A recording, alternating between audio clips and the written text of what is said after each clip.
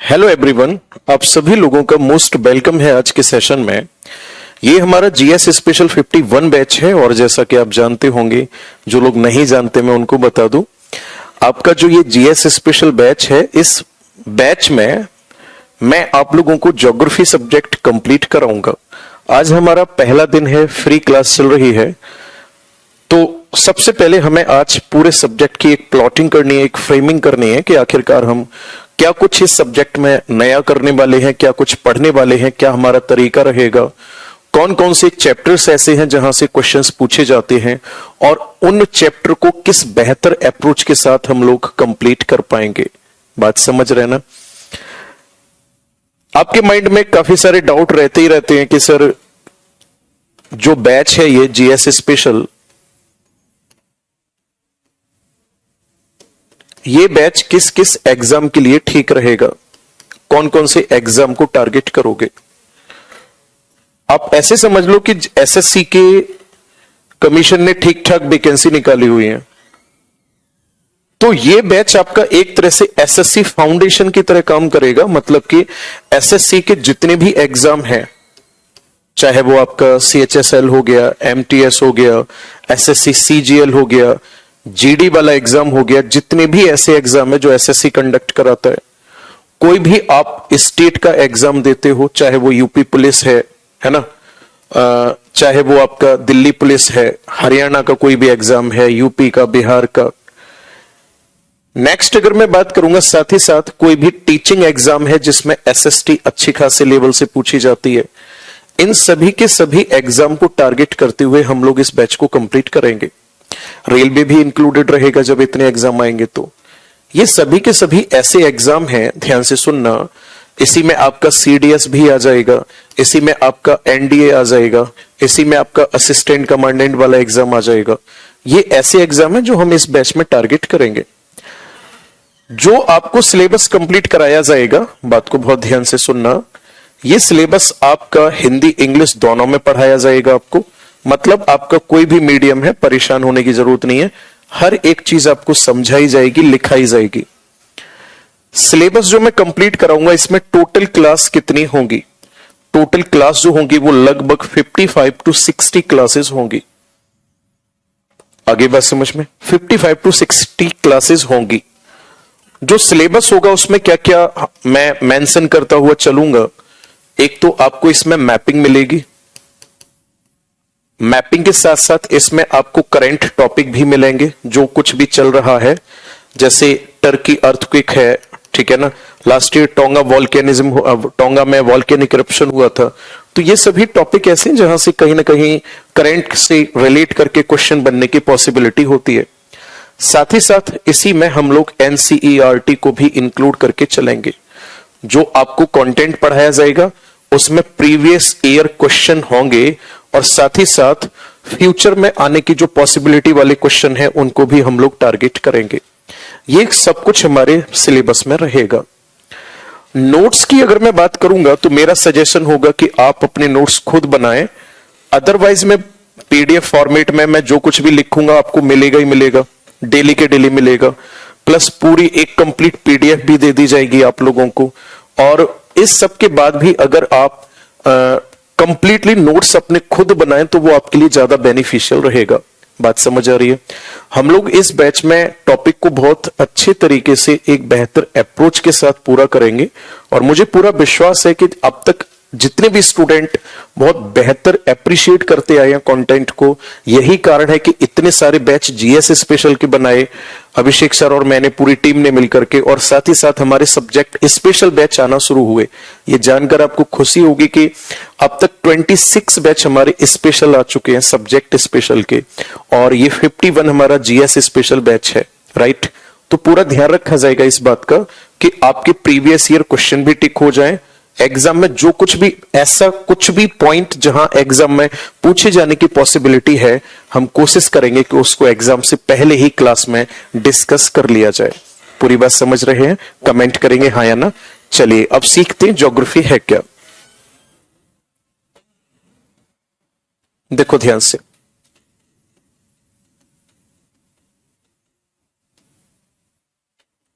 ये word 2 word से मिलकर बना हुआ है, जियो प्लस ग्राफिया। जियो का मीनिंग होता है अर्थ और ग्राफिया का मीनिंग होता है डिस्क्रिप्शन। हिंदी में इसको क्या कहा जाएगा, ध्यान से सुनोगे। अर्थ की अगर मैं बात करूंगा तो अर्थ को कहा जाता है पृथ्वी और डिस्क्रिप्शन को कहा जाता है वर्णन। यहां से डेफिनेशन आती है, description of earth called geography. मैं पहले डेफिनेशन लिख दूं, फिर इसको मैं एक्सप्लेन करूंगा कि जो हमने बोर्ड पे लिख रखा है उसका सेंस क्या है। हिंदी में भी लिख देता हूं मैं। इसका मतलब है पृथ्वी का वर्णन करना भूगोल कहलाता है।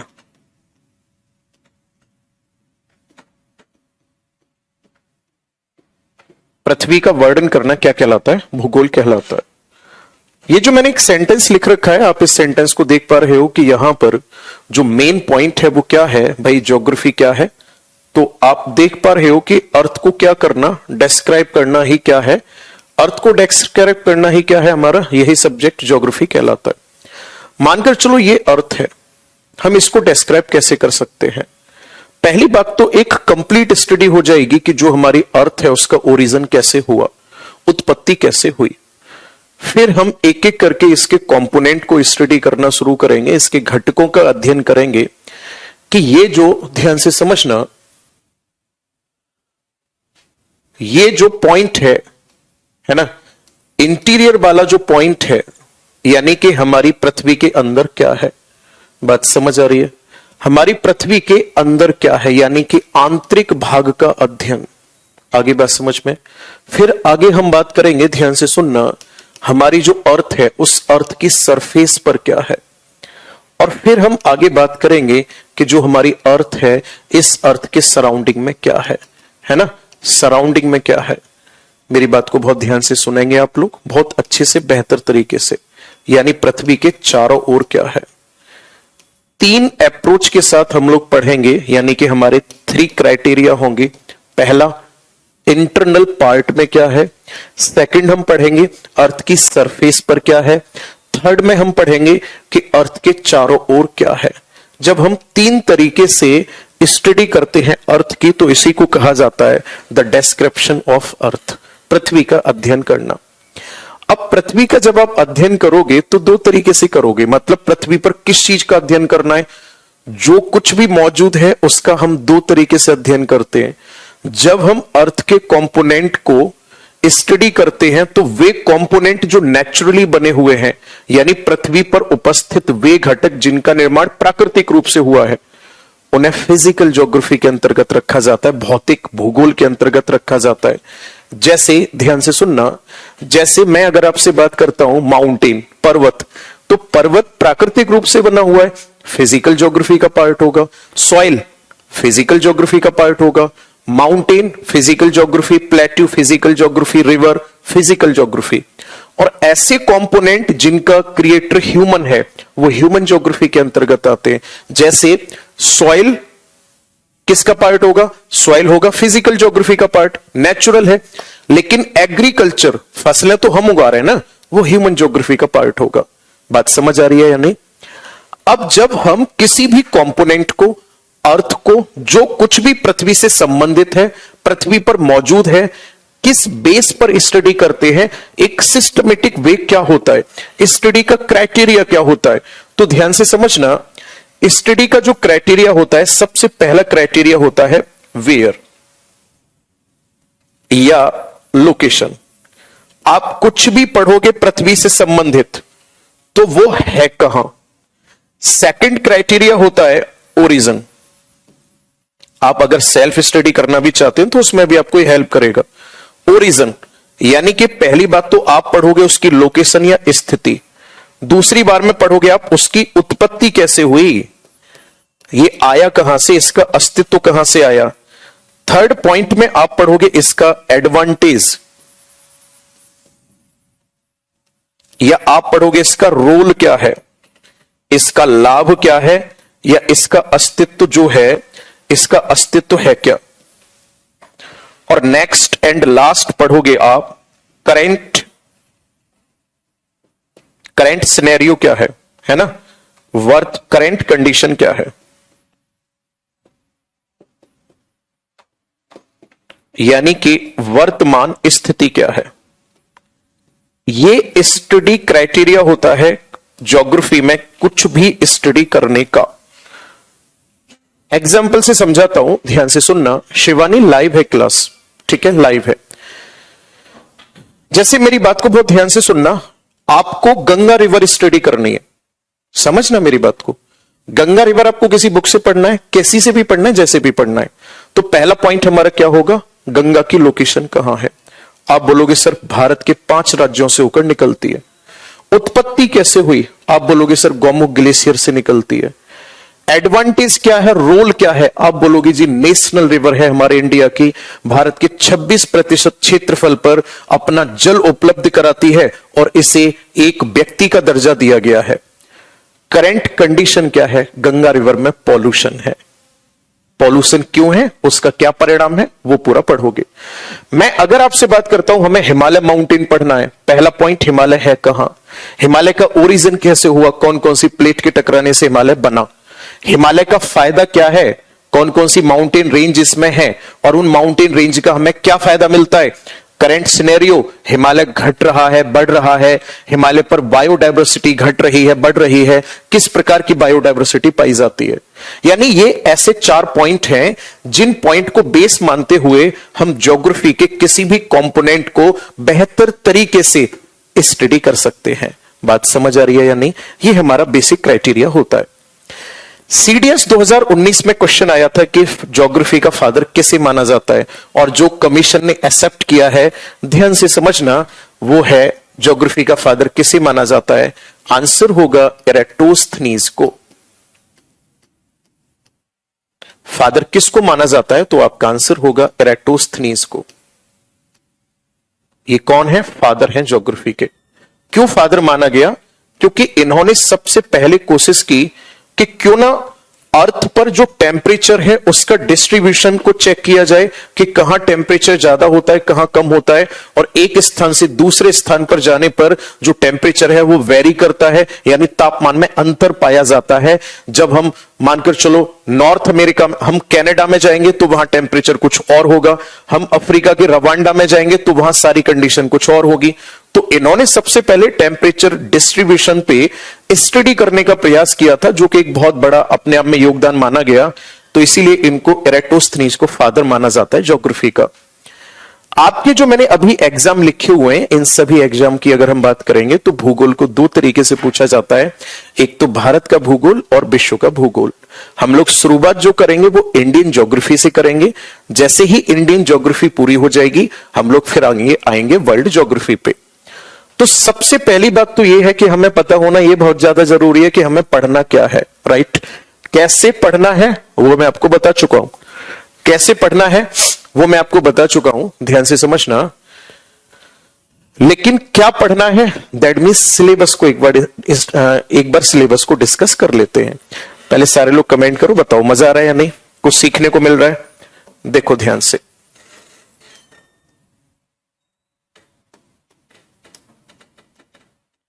इंडियन ज्योग्राफी की बात करते हैं हम, हिंदी में इसे कहा जाएगा भारत का भूगोल। सबसे पहला चैप्टर इसमें कौन सा होता है, आप अपने नोट्स खुद बनाओ साथ के साथ, आगे बात समझ में।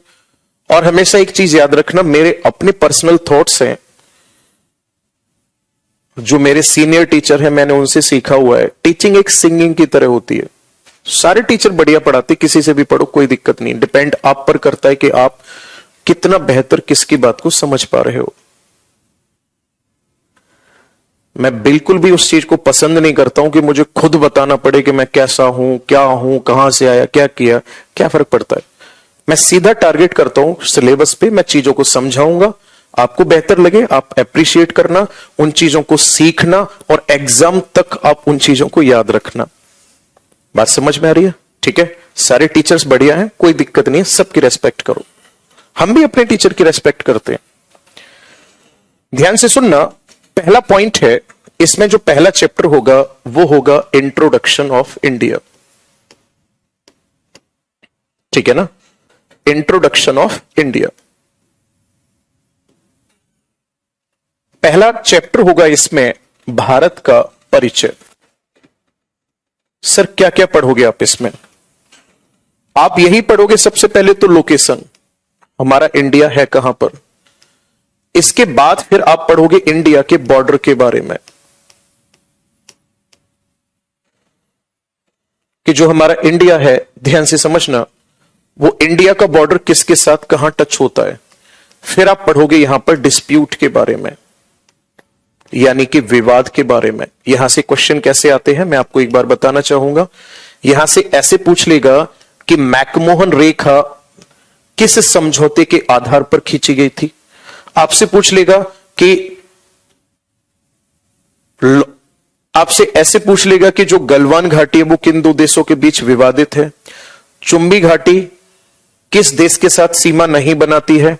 सियाचिन ग्लेशियर से कौन सी नदी निकलती है। मतलब मेरा कहने का यह है कि जो बॉर्डर पर जो भी फिजिकल कंपोनेंट मौजूद है जिनका एक अपना एडवांटेज है, या फिर बॉर्डर पर कोई भी लड़ाई चल रही है, जैसे काला पानी विवाद किन दो देशों के बीच है, इस टाइप के क्वेश्चन यहां से बनते हैं। तो हमें पूरा फोकस करना होगा यहां के जियोलॉजिकल स्ट्रक्चर को समझने का, और साथ ही साथ यहां की जियोपॉलिटिक्स यानी भू राजनीति को समझने का। नेक्स्ट अगर मैं बात करूंगा तो सेकंड चैप्टर होगा, ध्यान से सुनना, सेकंड चैप्टर जो होगा वो होगा physical features of India. Physical या फिजियोग्राफिक रीजन भी कह सकते हो आप, कोई दिक्कत नहीं है, ठीक है ना, कैसे भी कह लो आप। Physical features of India, Bharat का भौतिक विन्यास कहा जाता है इसको, मैं लिख देता हूं भौतिक विन्यास। अब इस भौतिक विन्यास में आपको क्या क्या पढ़ना है, ध्यान से सुनना। पहला चैप्टर होता है माउंटेन। हम लोग विद मैप पूरा डिटेल में कंप्लीटली ये सीखेंगे कि कोई भी माउंटेन है तो बना कैसे। वही सेम प्रोसेस जो पीछे मैंने बताया, माउंटेन है कहां, बना कैसे, सबसे ऊंची चोटी कौन सी है, उस माउंटेन का क्या फायदा है, क्या उस माउंटेन से आसपास के लोग प्राप्त करते हैं, और लास्ट उसमें करंट में क्या चल रहा है। बात समझ आ रही है? हर एक माउंटेन को हम लोग पढ़ेंगे यहां पर, और स्पेशली माउंटेन पीक के बारे में और लोकेशन के बारे में। ये तो आपकी उंगलियों पर पूरी तरह से रटा हुआ होना चाहिए कि कहीं भी पूछ लिया जाए आपसे कि अच्छा चलो ये बताओ एकांका गुआ कहां पर है, आप तुरंत बोलोगे कि सर एकांका गुआ जो है वो अर्जेंटीना में है। बात समझ आ रही है? आपसे तुरंत पूछा जाए कि माउंट सारामती कहां पड़ती है, आप बोलोगे तुरंत सर नॉर्थ ईस्ट में पड़ती है। आगे बात समझ में? तो ये सारी चीजें हम लोग कवर करेंगे। माउंटेन के बाद फिर अगला पॉइंट जो है वो है प्लेट्यू। प्लेट्यू हिंदी में इसको कहा जाता है पठार। पठार पे याद रखना आप, पठार से निकाले जाते हैं मिनरल्स, तो आपको यह भी पता होना चाहिए कि कौन से पठार से कौन सा मिनरल निकाला जाता है। इसके बाद फिर आप नया चैप्टर पढ़ोगे आइलैंड्स। आइलैंड पे मेरे दोस्त जो क्वेश्चन बनते हैं वो दो तरीके से बनेंगे, या तो आपसे लोकेशन पूछी जाएगी, या तो पूछी जाएगी लोकेशन आपसे, या फिर पूछा जाएगा उससे रिलेटेड कुछ भी अगर वहां नया हुआ है वो। जैसे आपसे पूछा जाएगा डियागो गार्सिया आइलैंड क्यों डिस्प्यूटेड है, बात को समझना ध्यान से। न्यू मोर आइलैंड क्यों डिस्प्यूटेड था, या फिर ऐसे पूछेगा कि लोकेशन इसकी है कहां पर, राइट। आइलैंड के बाद फिर यहां पर नेक्स्ट आपका चैप्टर में कराऊंगा प्लेन्स, मैदान। मैदान दो तरीके से हम लोग पढ़ेंगे, उत्तर भारत का विशाल मैदान और एक पढ़ोगे आप भारत का तटीय मैदान।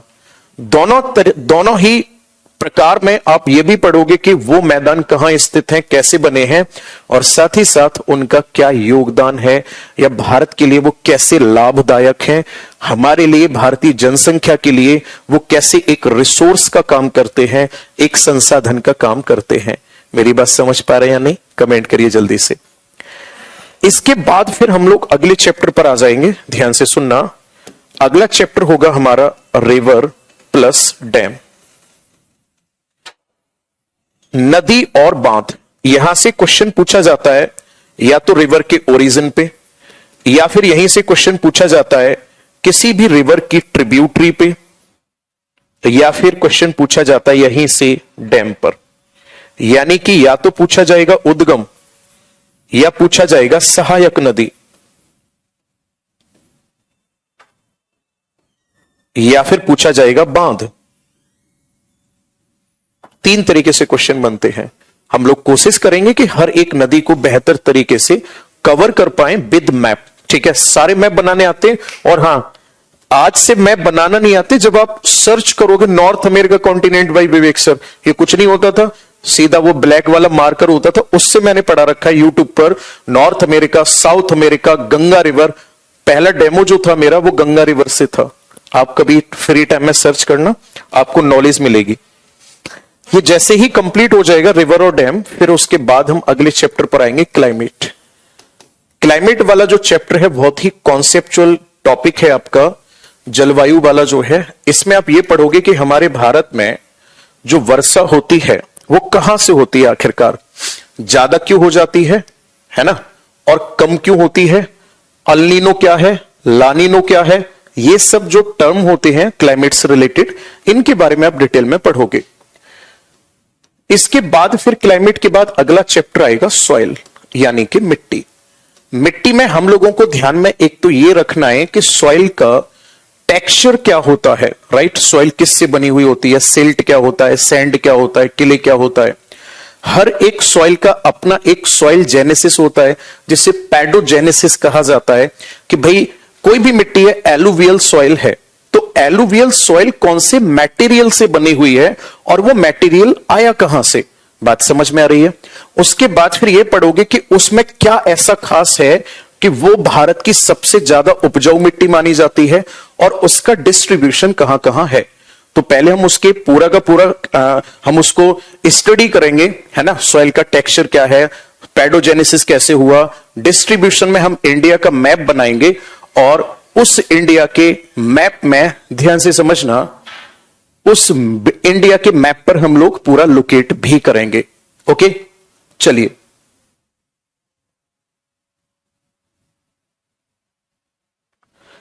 आगे बढ़ते हैं हम इसी में अगले पॉइंट पर। सॉइल के बाद अगला पॉइंट होगा हमारा एग्रीकल्चर। एग्रीकल्चर में बेसिकली हमें यह पढ़ना होता है कि भाई साहब हमारे भारत में क्या क्या कृषि प्रणालियां हैं, खेती कैसे करते हैं हम, कितने प्रकार से करते हैं, कहां कौन सी खेती होती है, राइट। नेक्स्ट अगर हम बात करेंगे तो कौन सी फसल का कहां उत्पादन ज्यादा होता है, और उसका विश्व में कहां उत्पादन ज्यादा होता है, उसकी कौन कौन सी ऐसी वैरायटी है जिनका प्रोडक्शन हम ज्यादा करते हैं, सब कुछ डिटेल में इसमें हम लोग पढ़ेंगे। इसके बाद फिर मैं अगला चैप्टर कराऊंगा आपको फॉरेस्ट। फॉरेस्ट यानी कि वन। याद रखना यहां प्रकार से क्वेश्चन बनते हैं, और सबसे ज्यादा जरूरी है वन रिपोर्ट।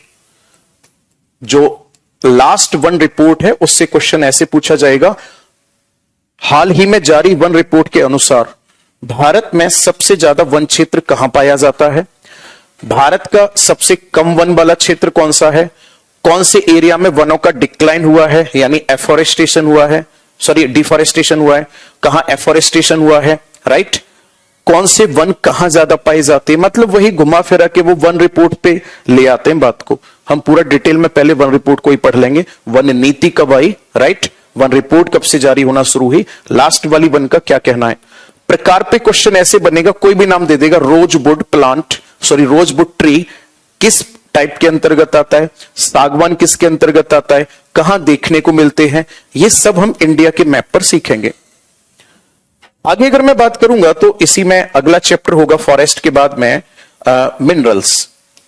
बहुत मजेदार टॉपिक है मिनरल्स वाला। इसमें आप ये सीखोगे भारत में मिनरल आए कहां से, कौन से मिनरल कहां से निकाले जाते हैं, कहां पर कितने निकाले जाते हैं, विश्व में क्या स्थिति है, राइट। इतना कंप्लीट होने के बाद फिर मैं आपको टॉपिक कराऊंगा लेक्स, यानी कि झील वाला टॉपिक कराऊंगा, राइट। झील खत्म होती फिर मैं टॉपिक कराऊंगा आपको ट्रांसपोर्ट। मैं आप लोगों को क्लियरली बताना चाहूंगा यहां पर कि मैं आपको एक तो इंडस्ट्री वाला टॉपिक और एक सेंसस वाला टॉपिक नहीं कराऊंगा, क्योंकि ये टॉपिक इकोनॉमी में आप लोग राशिद सर के साथ बेहतर तरीके से पढ़ रहे होंगे। ये था आपका सिलेबस इंडियन ज्योग्राफी का, राइट। एक टॉपिक और आप इसमें ऐड कर सकते हो। मैं ट्रांसपोर्ट के बाद में ट्राइब्स और करा दूंगा कि हमारे भारत में कौन सी जनजाति कहां देखने को मिलती है। ये सिलेबस है आपका इंडियन ज्योग्राफी का, जिसे हम लोग डिस्कस कर रहे होंगे। और मिनरल का हिंदी रोशन खनिज होता है। इसका मतलब होता है सोना, चांदी, हीरा, है ना, लोहा, बॉक्साइट, एल्यूमिनियम, ये सब जो होते हैं, इनका उत्पादन कहां से कौन कितना कर रहा है। बात समझ आ रही है ना आप लोगों को? ये सब कुछ मैं डिटेल में आप लोगों को पढ़ा रहा हूंगा। और जहां कहीं भी आपको कोई दिक्कत आएगी, आप तुरंत मुझसे टॉपिक को डिस्कस करेंगे। हमें चीजों को बहुत बेहतर तरीके से समझना है, हमारी अप्रोच बहुत बेहतर होने वाली है, क्योंकि हम सीधा सीधा फोकस करेंगे अपने टॉपिक पर। आपको जहां दिक्कत आए आप मुझसे पूछेंगे। साथ ही साथ में अगर करंट में कभी भी कोई भी न्यूज आप देखते हैं तो वो आप मेरे साथ जरूर शेयर करेंगे। क्योंकि आज मैं ऑफलाइन क्लास ले रहा था तो एक स्टूडेंट ने, मेरे माइंड में कोई भी ऐसा नहीं था कि मैं अफ्रीका कॉन्टिनेंट के साथ मैं ये भी बताऊं कि अफ्रीका कॉन्टिनेंट 2 पार्ट में स्प्लिट होता जा रहा है, क्योंकि मैं उसके कोर सेक्शन पे लिखवा रहा था। बच्चे ने तुरंत डाउट पूछा, सर ये कॉन्टिनेंट स्प्लिट क्यों कर रहा है। उससे पूरी की पूरी क्लास का फायदा हुआ, तुरंत मैंने उसको एक्सप्लेन किया और लिखवाया भी। तो कहने का मतलब ये, कुछ भी आपको ऐसी न्यूज पता चलती है जो ज्योग्राफी से रिलेटेड है और आपके एग्जाम के पॉइंट ऑफ व्यू से रिलेटेड है, तो आप अपने टीचर के साथ जरूर शेयर करेंगे। बात समझ रहे हो ना? क्योंकि इससे आप जैसे सभी स्टूडेंट का फायदा होगा। ओके, पहले चैप्टर पर आ जाते हैं हम लोग। शुरुआत करते हैं भारत का परिचय। आप लोग हेडिंग डालेंगे जल्दी से। चलिए, ट्रांसपोर्ट क्या होता है, एक स्टूडेंट का डाउट आया है। ट्राइब्स का मतलब जनजाति होता है, और अगर मैं ट्रांसपोर्ट की बात करूंगा तो ट्रांसपोर्ट का मतलब यातायात होता है, जिसमें आप ये पढ़ोगे कि भारत में कौन सी सड़क कहां पर है, भारत में रेलवे की स्थिति क्या है। बात समझ आ रही है? भारत में हवाई अड्डे यानी कि एयरपोर्ट की क्या कंडीशन है, और भारत में कौन कौन से सी पोर्ट यानी कि बंदरगाह हैं। ये सब कुछ आप पढ़ोगे। बात क्लियर है यहां तक? दीक्षा पूछ रही है कि जो आप मैं लिख रहा हूं उसका पीएनजी मिलेगा। डेफिनेटली डेली के डेली पीएनजी आपको मिलेगा। मैं जो भी मैप बनाऊंगा, जो कुछ भी लिखूंगा, सब कुछ पीएनजी आप लोगों को मिलेगा। पहली बात, इंट्रोडक्शन पर आ जाते हैं। इंट्रोडक्शन में सबसे पहला पॉइंट ये होगा हमारा, ध्यान से सुनना, कि जो हमारा इंडिया है किस किस नाम से जाना जाता है। तो आपको अच्छे से पता है इंडिया नाम दिया जाता है, एक नाम भारत है, एक नाम हिंदुस्तान है, एक नाम आर्यावर्त है, एक नाम जम्बू द्वीप है।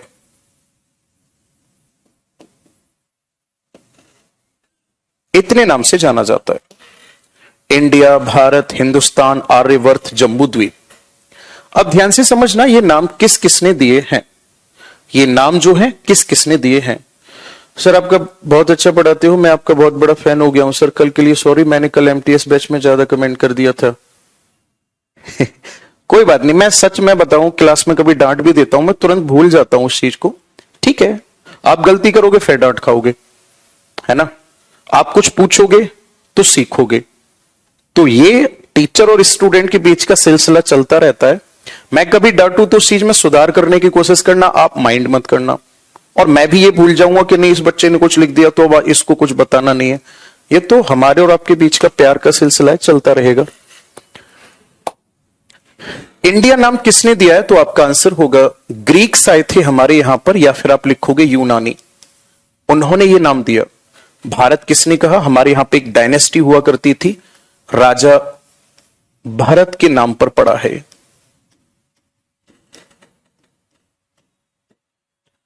हिंदुस्तान नाम किसने दिया, हमारे यहां पर आए थे ईरानी, या फिर आप लिख लो पर्सियंस आए थे हमारे यहां पर।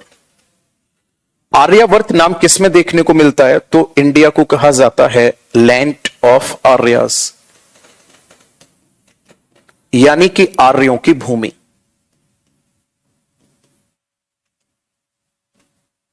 आर्य हमारे भारत में खैबर दर्रे से होकर आए थे, इस बात के एविडेंस हमारे भारत में देखने को मिलते हैं।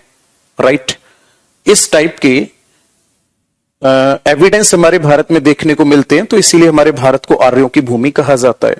लेकिन अगर हम बात करेंगे पुराण की, तो पुराण में हमारे इंडिया का जो नाम है वो जम्बू द्वीप देखने को मिलता है। जब भारत का संविधान बनाकर तैयार किया जा रहा था, तो उस टाइम के जो कॉन्स्टिट्यूशन मेकर थे उनके सामने समस्या थी कि इतने नाम हैं तो ऑफिशियली कौन से नाम को रखा जाए। तो फिर उस टाइम के कॉन्स्टिट्यूशन मेकर यानी संविधान निर्माताओं ने निर्णय लिया कि हम जहां कहीं भी लिखेंगे वहां हम लोग, ध्यान से समझना, ये क्या हो गई, एक तरह से ऑफिशियल नेम हो गई। हम जहां कहीं भी लिखेंगे इंग्लिश में इंडिया लिखेंगे और हिंदी में क्या लिखेंगे, भारत। आगे बात समझ में? इसीलिए आपने पढ़ा होगा हमारे भारत का संविधान का आर्टिकल फर्स्ट क्या कहता है, इंडिया यानी कि भारत राज्यों का संघ है। बात समझ आ रही है? मेरा क्या कहना है, मेरा कहना ये नहीं कि ये अनऑफिशियल नेम है, इनको ले ही नहीं सकते, आप नाम लेंगे, लेकिन संविधान में दो नाम का उल्लेख किया गया है, इंडिया यानी कि भारत। बात क्लियर है यहां तक? चलिए जी, ये तो हो गया इंट्रोडक्शन, भारत के नेम क्या क्या है। अब बात कर लेते हैं हमारे भारत की लोकेशन कहां पर है। बात समझ आ रही है? हमारा जो इंडिया है उसकी लोकेशन कहां पर है। आज स्टूडियो प्रॉब्लम की वजह से थोड़ा सा टाइमिंग चेंज हुई है, अदरवाइज आपका टाइम ऐसा रखा जाएगा कि कोई भी टाइम आपको, कोई भी आपकी क्लास न करे। हम भी जानते हैं एक टाइम में आप दो दो क्लास नहीं ले सकते, आज के लिए थोड़ा सा एडजस्ट करें। ओके, अब हम देखते हैं इंडिया की लोकेशन के बारे में कि हमारा इंडिया जो है वो कहां पर स्थित है। किसी भी स्थान की जो लोकेशन निकाली जाती है उसके हमारे पास टू मेथड होते हैं लोकेट करने के, एक होता है मैप और एक होता है ग्लोब। बात समझ में आ रही है? जो मैप होता है ये हमारे अर्थ का 2D रिप्रेजेंटेशन होता है। बात समझ आ रही है? और जो ग्लोब होता है ये 3D रिप्रेजेंटेशन होता है।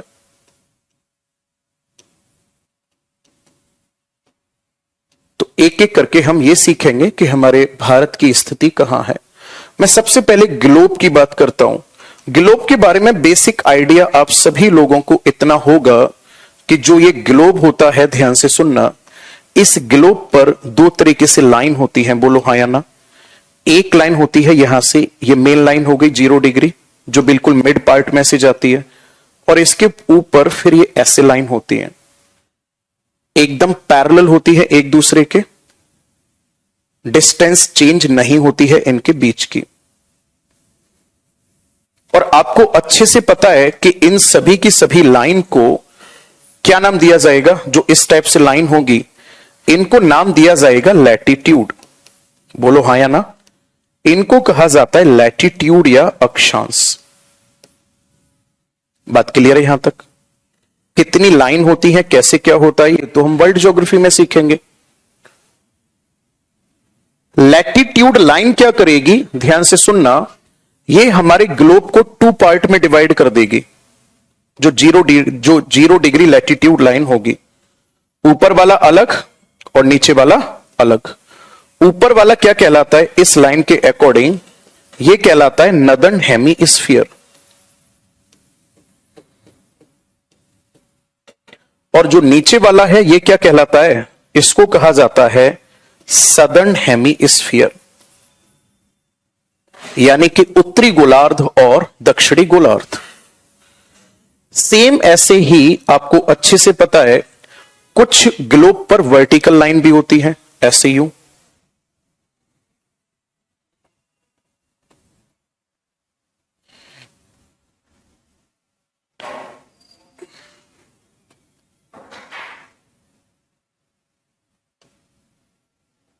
ठीक है जी, इनमें मेन लाइन कौन सी होगी, 0 डिग्री, ये वाली होगी। इसको क्या कहा जाएगा, longitude.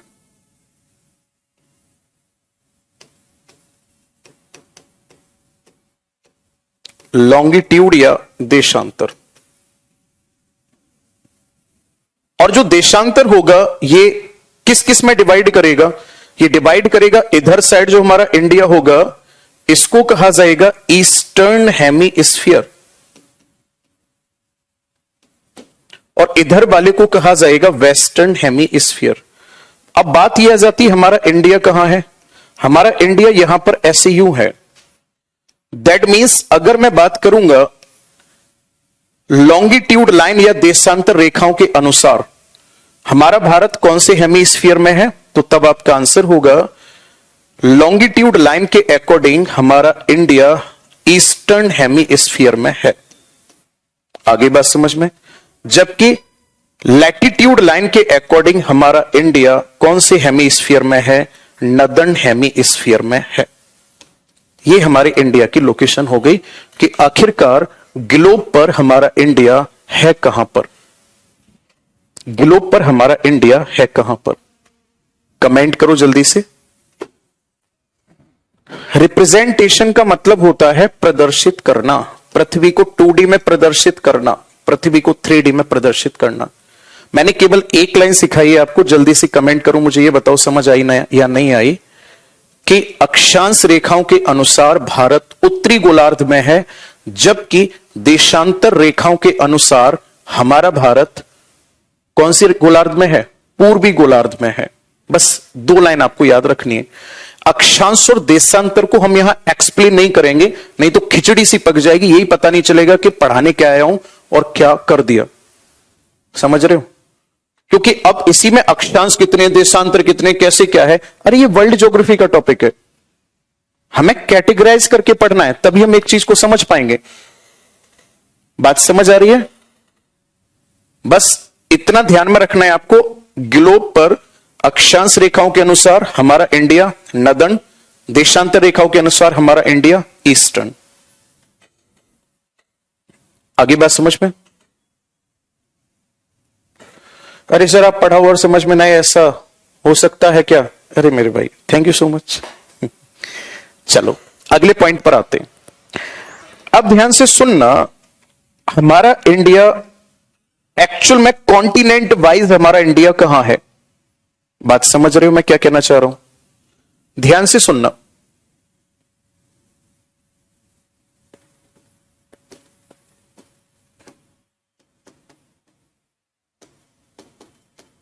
Geological aspect of India,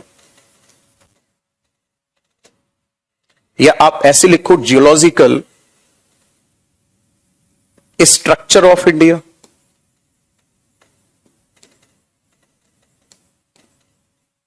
ऐसे भी कह सकते हो आप। भारत की भूगार्भिक संरचना,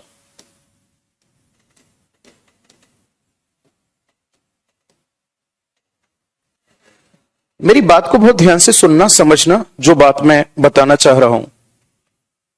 एक व्यक्ति थे जिनका नाम था अल्फ्रेड बैगनर।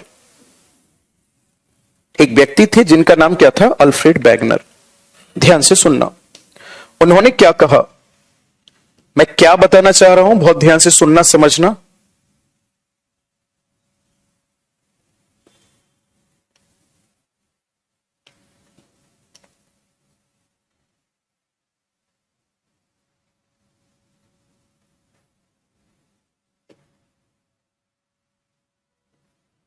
एक कॉन्टिनेंट का मैप बना लेते हैं, उसी से हम लोग पूरा का पूरा डिटेल में समझ लेंगे।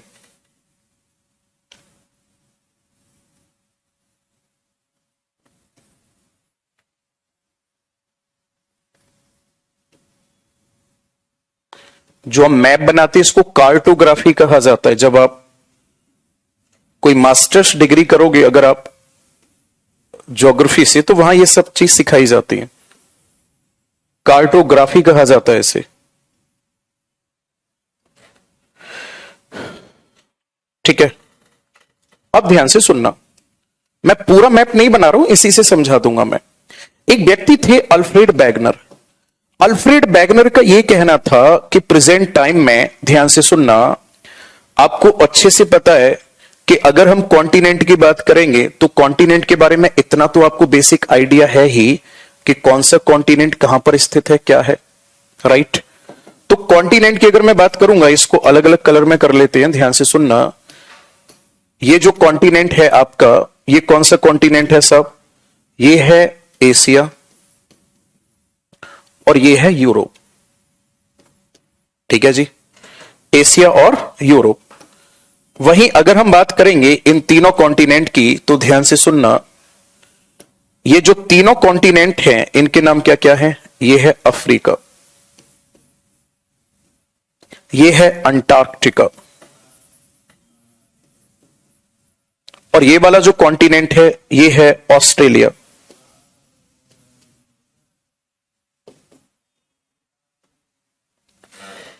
एक व्यक्ति थे अल्फ्रेड बैगनर।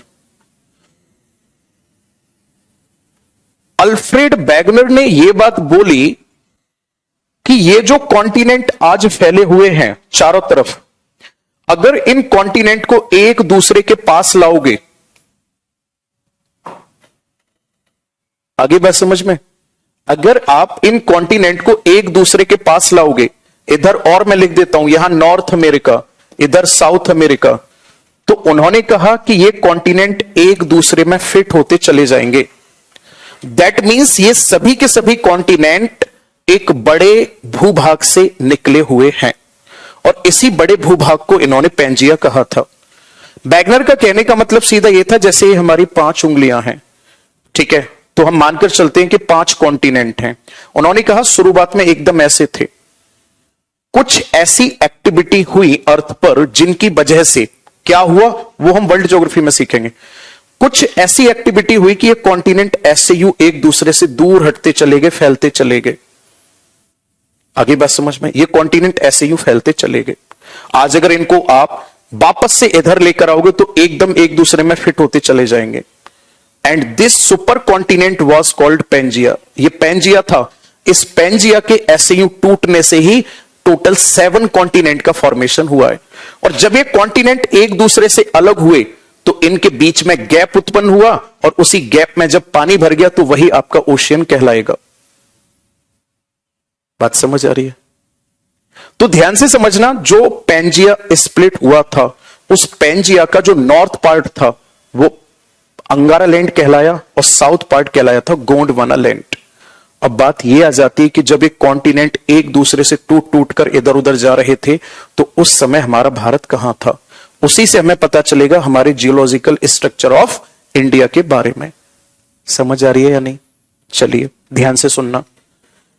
सर अगर मैं आपसे बात करता हूं आज से लगभग, ध्यान से सुनना, अगर मैं आपसे बात करता हूं आज से लगभग 120 मिलियन वर्ष पहले की बात, समझ रहे हो मैं कितने टाइम पहले की बात कर रहा हूं? अगर मैं आपसे बात करता हूं आज से 120 मिलियन वर्ष पहले की, तो जो हमारा इंडिया है, हमारा इंडिया यहां अफ्रीका के साथ ऐसे जुड़ा हुआ था। हमें कैसे पता चला यहां जुड़ा हुआ है? कब की बात? 120 मिलियन वर्ष पहले।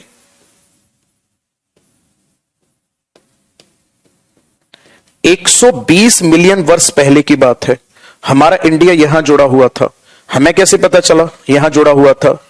क्योंकि हमारे भारत में जो अरावली की चट्टानें हैं, वो चट्टानें अफ्रीका की चट्टानों से मैच खाती हैं।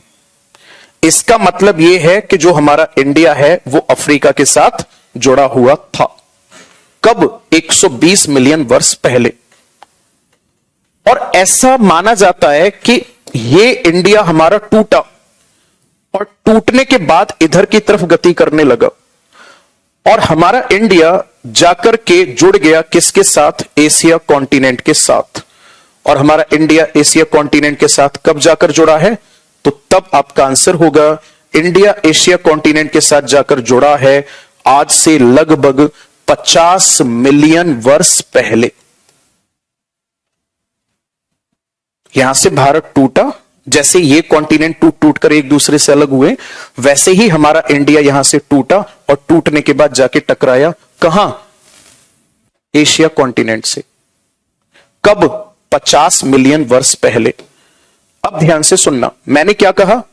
मैंने आपसे यह कहा कि जो नॉर्थ पार्ट है पेंजिया का, वो अंगारा लैंड कहलाया। दैट मींस यूरोप जो है और इधर एशिया है, ये दोनों किसका पार्ट है? जो ग्रीन कलर आप देख पा रहे हो ये अंगारालैंड है। ये क्या है? अंगारालैंड है। और जितना भी आप यहां येलो कलर देख रहे हो ये सब कुछ गोंडवानालैंड है। तो सबसे पहले आप मुझे कमेंट करके ये बताएंगे कि हमारा भारत किसका हिस्सा है, गोंडवानालैंड का या अंगारालैंड का? मैं जो पूछूंगा आप जल्दी से रिप्लाई करेंगे। हमारा भारत किसका हिस्सा है, अंगारालैंड का या गोंडवानालैंड का? बताओ। टेंशन न लो, मजा आएगा आपको, मैं कह रहा हूं ना, तो बस मान लो, है ना। हमारा भारत किसका हिस्सा है, गोंडवानालैंड का या अंगारालैंड का? Very good. दीक्षा का सबसे पहले कमेंट आया है, काफी स्पीड में कमेंट आ रहे हैं। अभिषेक और क्या नाम है, अश्विन, अभिजीत, देवप्रिया, भाई पढ़ नहीं पा रहा हूं मैं, सौम्या, अरविंद, रोशन, विनीत, रूपेश। विनीत ने केवल गलत लिखा हुआ है, बाकी सारे लोगों का करेक्ट आंसर है। याद रखना इंडिया पार्ट है गोंडवानालैंड का।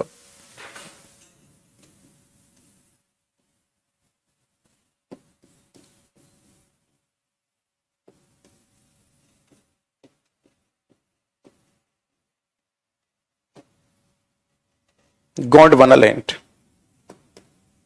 भारत किसका भाग है?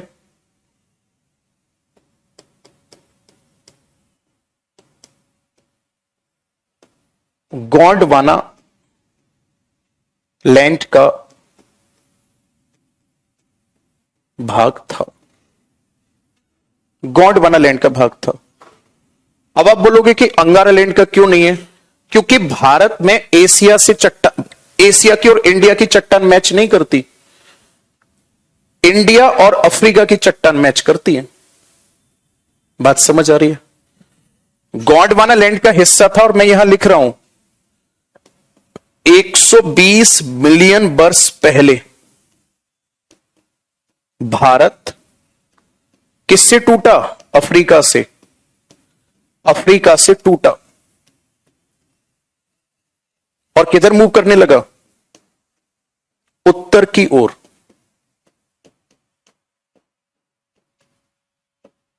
गति करने लगा।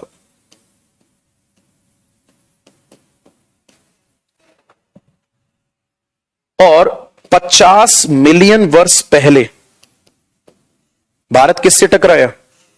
50 मिलियन वर्ष पहले भारत एशिया से टकराया।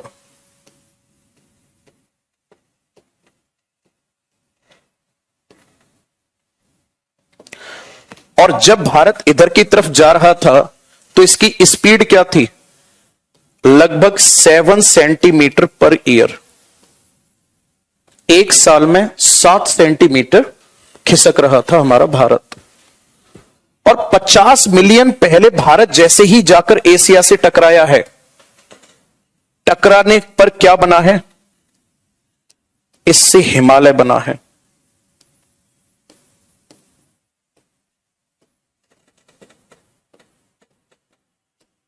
इससे क्या बना है? तो तब आपका आंसर होगा हिमालय माउंटेन। दैट मीन्स जो ग्रेट हिमालय आप पढ़ते हो वो कब बना है? आज से 50 मिलियन वर्ष पहले बना है। ठीक है ना।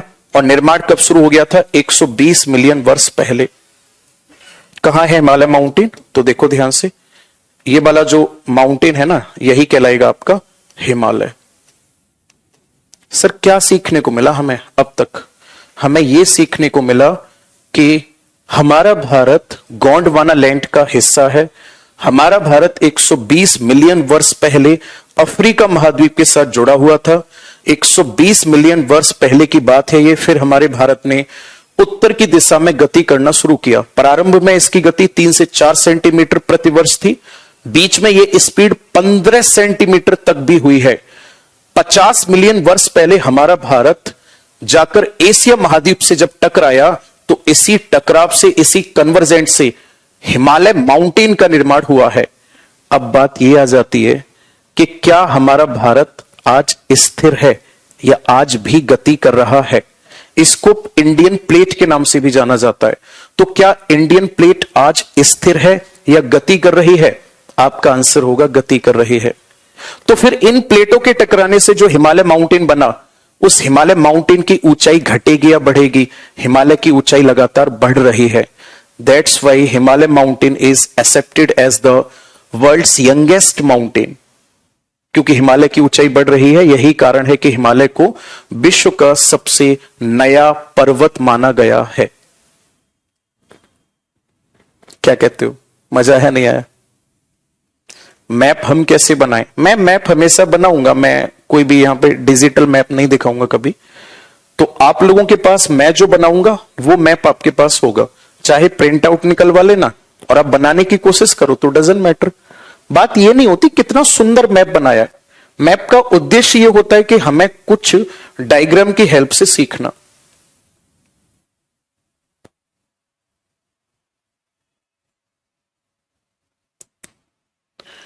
सच सच बताओ, पूरा समझ आया नहीं आया? मैं इसको थोड़ा सा और समझाऊं, बहुत ध्यान से सुनना। पता है और बीच में क्या हुआ? देखो, यहां से इंडिया अलग होना शुरू हुआ, बिल्कुल ऐसे। यहां से इंडिया ऐसे यूं अलग होना शुरू हुआ 120 मिलियन वर्ष पहले। अब इंडिया यूं जा रहा है और जाकर यहां टकरा गया। जैसे ये टकराएगा हिमालय माउंटेन बनेगा। ठीक है, यूरोप, एशिया अंगारालैंड का हिस्सा है। ठीक है, नॉर्थ अमेरिका अंगारालैंड का हिस्सा है। साउथ अमेरिका गोंडवानालैंड का हिस्सा है। Antarctica Gondwana, India Gondwana, Australia Gondwana. आगे बात समझ में? ये सब किसका हिस्सा है? गोंडवानालैंड का हिस्सा है। ठीक है, जब एक साथ थे तब उसे क्या बताया गया था, मैं उसको एक्सप्लेन कर देता हूं। देखो, शुरुआत में एक जगह सब थे, उसका नाम था पेंजिया।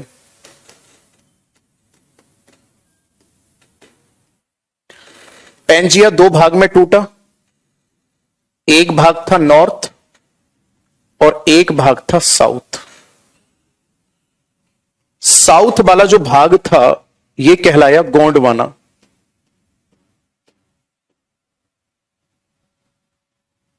गोंडवाना लैंड। नॉर्थ वाला भाग जब टूटा, मतलब इसको क्या कहा गया? इसको कहा गया अंगारा लैंड। और जब ये टूटे तो ये फर्दर टूटा 3 कॉन्टिनेंट में, नॉर्थ अमेरिका, ये टूटा फिर यूरोप और एशिया में। ये फर्दर टूटा 4 कॉन्टिनेंट में, साउथ अमेरिका, ऑस्ट्रेलिया। ठीक है ना? नेक्स्ट अगर मैं बात करूंगा तो अंटार्कटिका और अफ्रीका।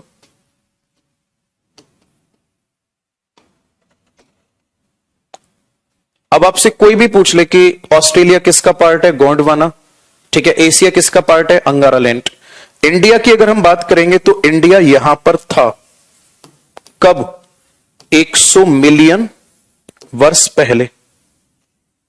और अब इंडिया यहां पर है प्रेजेंट में।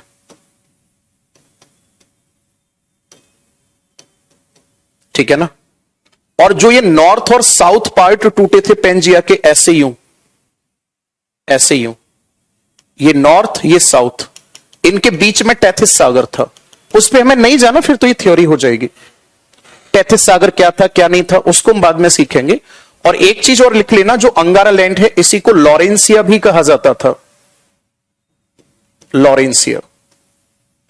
फाइनली मेरा उद्देश्य आपको एक बात सिखाने का था कि इंडिया हमारा 120 मिलियन वर्ष पहले किसका पार्ट था? ध्यान से सुनना, गोंडवाना लैंड का, और अफ्रीका कॉन्टिनेंट से जुड़ा हुआ था।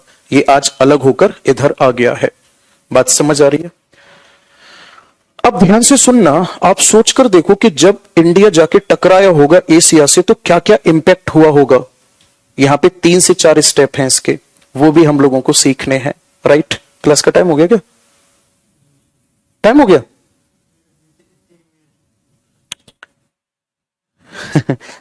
आज आप लोगों की क्लास का टाइम थोड़ा ऐसे ही लगवा दिया है, आगे से ध्यान रखा जाएगा।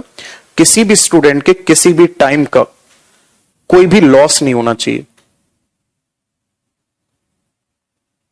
आगे बात समझ में, इस बात का पूरा पूरा ध्यान रखा जाएगा। क्लास का एक्चुअल में टाइम हो चुका है। मैं आपको आज की क्लास के पॉइंट मैं आपको रिपीट करा देता हूं। मैंने ये पहले सबसे पहले ये समझाया कौन कौन से एग्जाम के लिए बेनिफिशियल बैच, कितनी क्लासेस होगी, क्या क्या पढ़ेंगे। उसके बाद मैंने आपको मेन चीज ये बताई, ज्योग्राफी में हमारी क्या अप्रोच होती है, स्थिति को जानना, ओरिजिन, एडवांटेज और उसका रोल, करंट कंडीशन। फिर हमने पढ़ा सिलेबस ये पूरा का पूरा। उसके बाद फिर हमारे मेन मुद्दे की बात पर कि भारत को किस किस नाम से जाना जाता है। नदर्न हेमिस्फीयर में है इंडिया और ईस्टर्न हेमिस्फीयर में है। हमने फिर ये सीखा कि हमारे भारत की क्या स्थिति है, हमारा भारत पहले किसका पार्ट था, फिलहाल में किसका पार्ट है। और याद रखना, इन शॉर्ट बता देता हूं आपको, जब इंडिया यहां से अलग हुआ तो इंडिया जब अलग हुआ उसी दरमियान हमारा इंडिया किसके ऊपर से गुजरा, तो आपका आंसर होगा सर यहां पर था रीयूनियन हॉटस्पॉट। आगे बात समझ में, यहां पर एक रीयूनियन हॉटस्पॉट था। तो ऐसा कहा जाता है कई रिसर्च के अकॉर्डिंग कि जो रीयूनियन हॉटस्पॉट था, इस रीयूनियन हॉटस्पॉट के ऊपर से जब हमारी इंडियन प्लेट गुजरी है तो इसी का मैग्मा जो है वो इसी का मैग्मा यहां भरता चला गया और इसी से हमारे इंडिया में मिनरल बेल्ट का फॉर्मेशन हुआ। यानी कि जो हमारे इंडिया में वॉल्केनिक सब्सटेंस पाए जाते हैं वो पर्टिकुलर इंडिया में किसी वॉल्केनो के नहीं है, वो रीयूनियन हॉटस्पॉट के हैं। मजा आया? उसके बाद भारत यहां जाके टकरा गया तो टकराने से हिमालय बना। क्या प्लेट आज भी टकरा रही है, यानी भारत स्थिर है या आज भी ऊपर की तरफ जा रहा है? आज भी 7 सेंटीमीटर खिसक रहा है। क्या जब हिमालय टकराया था तब भूकंप आया होगा? भयंकर तीव्रता का भूकंप आया था।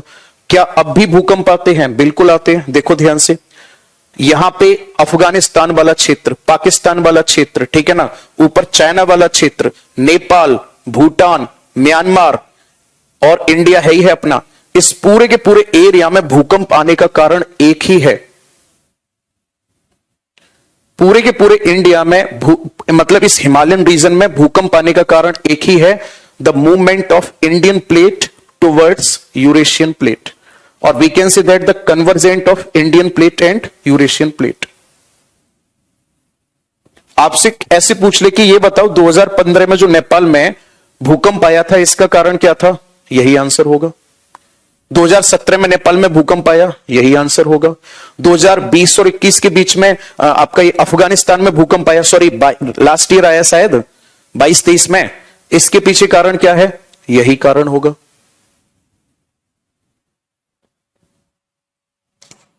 आगे की क्लास की जो चर्चा होगी वो यहां से रखेंगे कि जब इंडियन प्लेट यहां से टूटकर यहां टकराई तो इसका क्या प्रभाव देखने को मिला। रोहित पूछ रहे हैं सर नमस्ते, सर मैं आपका वीओडी देख रहा हूं sir live, and BOD class are same और डिफरेंट। पिछली क्लासों में जो पढ़ाया उससे बहुत कुछ अलग करवाने वाला हूं मैं, पूरा मेथड चेंज करके करवाने वाला हूं, मतलब टीचिंग एप्टीट्यूड के मेथड। तो मुझे नहीं लगता कि आपको वीओडी से पढ़ने की जरूरत है, कोशिश करना लाइव पढ़ पाओ आप। बात समझ आ रही है? आगे की क्लास में हम अपनी चर्चा यहीं से रखेंगे कि जब यहां से टूटी प्लेट तो क्या हुआ, यहां पे जब रीयूनियन हॉटस्पॉट के ऊपर आई तब क्या हुआ, और इधर पहुंची तब क्या हुआ। क्योंकि आज का टाइम हमारा सिलेबस में भी तो गया शुरू का आधा घंटा, तो मैं आगे अपनी बात को चर्चा में रखूंगा और कोशिश करेंगे हम 5 मिनट भी अपना टाइम अननेसेसरी खराब न करें इधर उधर की बातों में। पहले कमेंट करके जल्दी से मुझे बताएंगे कैसी रही आज आप लोगों की क्लास। 2 मिनट सर बस। Please reply daily class notes Vivek sir. Actual में डेली के डेली आप नोट्स सेक्शन में जाओगे तो वहां आप लोगों को नोट्स वाले सेक्शन में ये जितना मैंने पढ़ा है सारी की सारी पीएनजी जो है वो आप लोगों को मिल जाएंगी, ठीक है। तो आप वहां से प्रिंट आउट निकलवाओ, इसी से पढ़ना चाहो, जैसे आप आपको ठीक लगे वैसे आप लोग करना। ओके, इसको आप पढ़ना, जो भी आपके माइंड में डाउट रहता है उसको आप लिख कर रखना अपनी कॉपी पर या किसी पेपर पर, जहां भी आप बैठकर पढ़ते हो। अगली क्लास में पहले डाउट जरूर पूछ लेना, तब तो फायदा है। आप ऐसे ही वो वेब सीरीज जैसे देखते हो, फोन रख के बैठ गए कि क्लास चल रही है, पढ़ते जाओ, तो किसी पे जल थोड़ी हो रहा है फिर क्लास करने का। भाई कोचिंग करने का या पढ़ने का उद्देश्य होता है कुछ सीखना। वो बात अलग है, मेंटलिटी आज ये बन गई है कि अच्छा ये बताओ ये एक्साइज इंस्पेक्टर के में आएगा या ये यूपीपीसीएस में आएगा, किस में आएगा। और उस भागदौड़ की दुनिया में हम यही भूल जाते हैं कि हमने खुद क्या सीखा।